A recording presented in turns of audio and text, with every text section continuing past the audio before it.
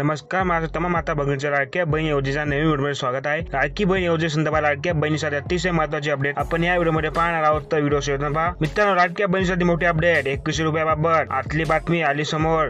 मित्रांनो, 21 रुपयासाठी 5 वर्षे वाट पाहावी लागणार लाडकी बहीण योजनेबाबत युतीच्या नेत्यांचं मोठं विधान। मित्रांनो, लाडक्या बहिणीच्या अर्ज भरताना ब्रेक, नेमकं काय घडलं? 2.5 कोटी लाडक्या बहिणीसाठी महत्त्वाची बातमी। मित्रांनो, आपण या व्हिडिओमध्ये सविस्तर माहिती जाणून घेणार आहोत, तर हा व्हिडिओ खूप महत्त्वाचा असणार आहे। हा व्हिडिओ नक्की पूर्ण पहा आणि चॅनल असेल तर चॅनलला सबस्क्राइब नक्की करा। असे नवीन आणि माहितीपूर्ण व्हिडिओ मी तुमच्यासाठी घेऊन येत असतो।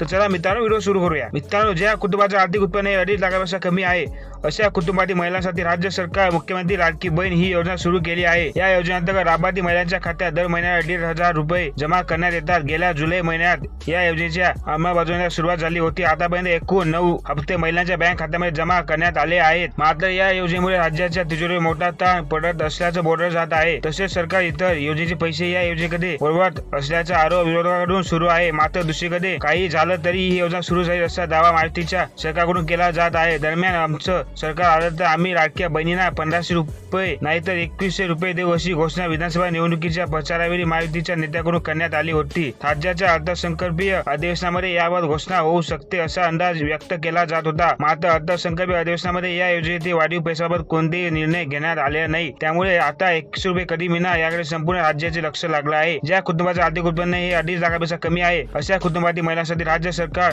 मुख्यमंत्री लाडकी बहीण योजना सुरू केली आहे। या योजनेअंतर्गत लाभार्थी महिलांच्या खात्यात दर महिन्याला 1,500 रुपये जमा करण्यात येतात। गेल्या जुलै महिन्यात या योजनेच्या अंमलबजावणीला सुरुवात झाली होती। आतापर्यंत एकूण 9 हप्ते महिलांच्या बँक खात्यामध्ये जमा करण्यात आले आहेत। मात्र या योजनेमुळे राज्याच्या तिजोरीवर मोठा ताण पडत असल्याचं बोललं जात आहे। तसेच सरकार इतर योजनेचे पैसे या योजनेकडे वळवत असल्याचा आरोप विरोधकांकडून सुरू आहे। मात्र दुसरीकडे काही झालं तरी ही योजना सुरू झाली असा दावा महायुतीच्या सरकारकडून केला जात आहे। याबाबत बोलताना सर्व सोंग करता येतात परंतु पैसा सोंग करता येत नाही। राज्याची आर्थिक स्थिती सुधारली की योग्यवेळी निर्णय घेऊ अशी प्रतिक्रिया उपमुख्यमंत्री आणि अर्थमंत्री अजित पवार यांनी दिली होती। आता उपमुख्यमंत्री एकनाथ शिंदे याची देखील प्रतिक्रिया समोर आली आहे।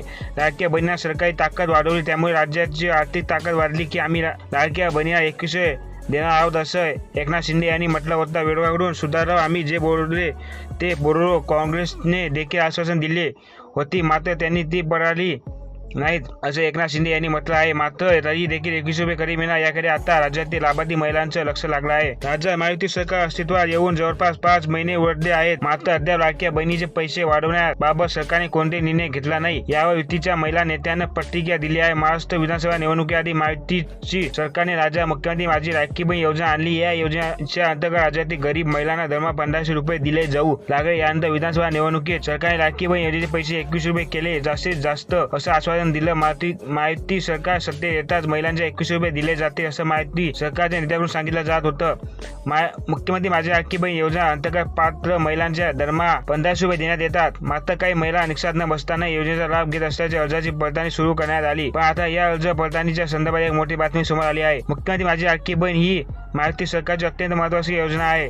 या योजनेमध्ये महायुतीला विधानसभा निवडणूक 2024 मध्ये महाविजय मिळाल्याचं बोललं जात आहे। पण पुन्हा सत्तेत आल्यावर सरकारने आता लाडक्या बहिणीच्या अर्जाची पडताळणी करण्याचा निर्णय घेतला। काही महिला योजनेच्या निक्षात बसत नसतानाही लाभ घेत असल्याची अर्जाची पडताळणी करण्यात येत आहे। पण आता या अर्ज पडताळणीला ब्रेक लागल्याचं उत्तर समोर आलं आहे। या योजनेच्या अटीनुसार लाभार्थी महिलांसाठी पात्रता आणि अपात्रता ठरवण्यात आली आहे। त्यात निकषानुसार अर्जाची छाननी करण्यात येत आहे।